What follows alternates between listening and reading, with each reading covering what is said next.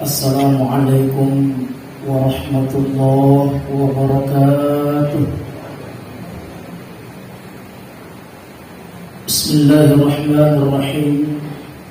Alhamdulillahi rabbil alamin.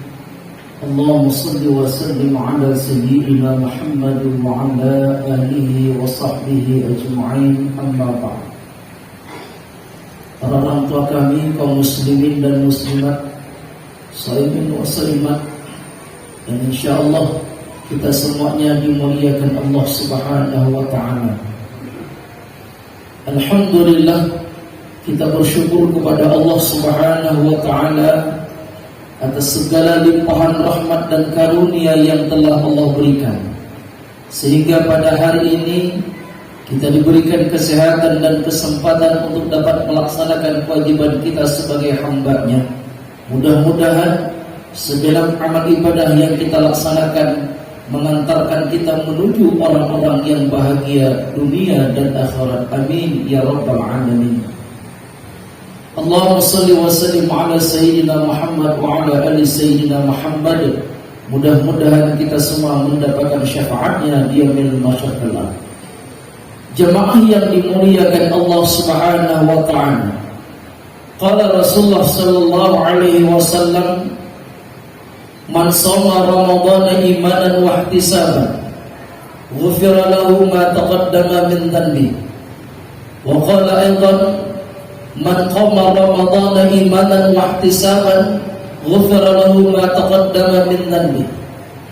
Kata Rasulullah sallallahu alaihi wasallam, siapa yang melaksanakan ibadah puasa dengan keimanan, penuh perhitungan semata-mata mengharapkan ridha Allah Subhanahu wa ta'ala, telah Allah ampunkan dosanya. Di hadis yang lain, siapa yang mendirikan Ramadan dengan iman mengharapkan ridha Allah Subhanahu wa ta'ala, telah Allah ampunkan dosanya. Muncul pertanyaan, seberapa pentingkah ampunan dosa itu kita harapkan? Jamaah yang dimuliakan Allah Subhanahu wa ta'ala, suatu ketika tatkala baginda Rasulullah sallallahu alaihi wasallam naik ke atas mimbar, malaikat Jibril berkata, kata malaikat Jibril, syaqiyya 'abdun, celaka seorang hamba, man dakhala Ramadan, siapa yang bertemu dengan Ramadan.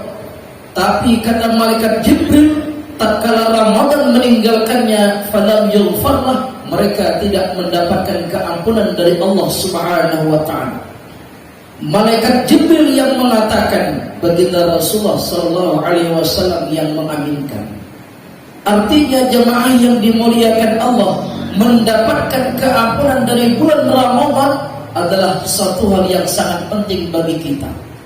Orang yang tidak mendapatkan keampunan dengan ibadah Ramadan, orang yang tidak mendapatkan keampunan dengan bulan Ramadan, mereka adalah orang-orang yang celaka.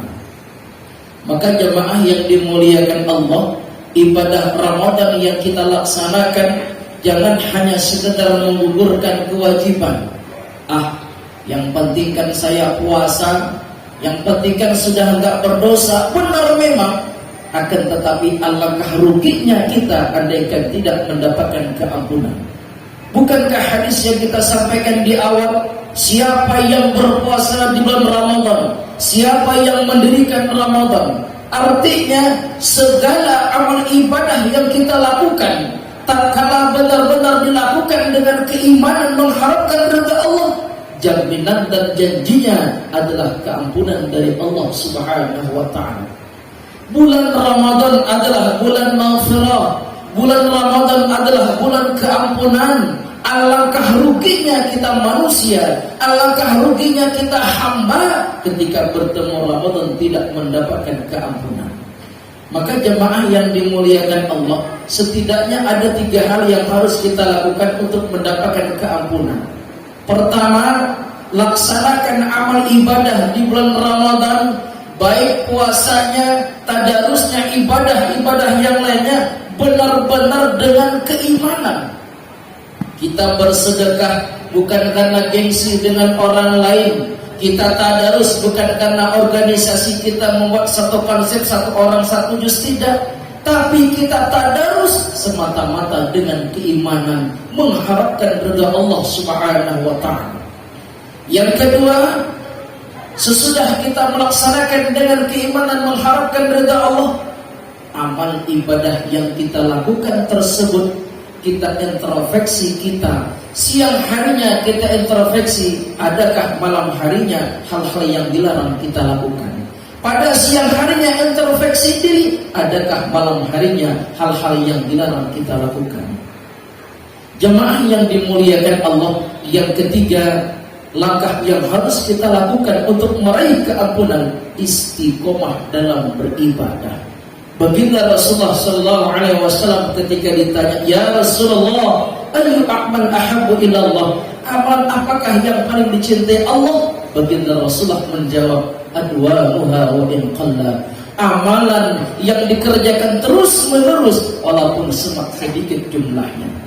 Maka jamaah yang dimuliakan Allah Subhanahu wa taala, mari kita berlomba-lomba. Ramadan ini adalah kesempatan bagi kita meraih keampunan. Laksanakan amal ibadah dengan keimanan, semata-mata mengharapkan ridha Allah Subhanahu wa taala. Yang kedua, sering introspeksi diri. Andaikan ada hal yang dilarang kita lakukan, percepat dan perbanyak istighfar, mohon ampun kepada Allah Subhanahu wa taala. Yang ketiga, usahakan amal ibadah yang kita lakukan mampu istiqomah, mampu terus-menerus kita lakukan. Insyaallah, tiga hal yang demikian tatkala benar-benar kita lakukan, Ramadan kita akan meraih keampunan dari Allah Subhanahu wa taala. Amin ya rabbal alamin. Demikian, mudah-mudahan bermanfaat. Subhanakallahumma bihamdika asyhadu an la ilaha illa anta astaghfiruka wa atubu ilaik. Wassalamualaikum warahmatullahi wabarakatuh.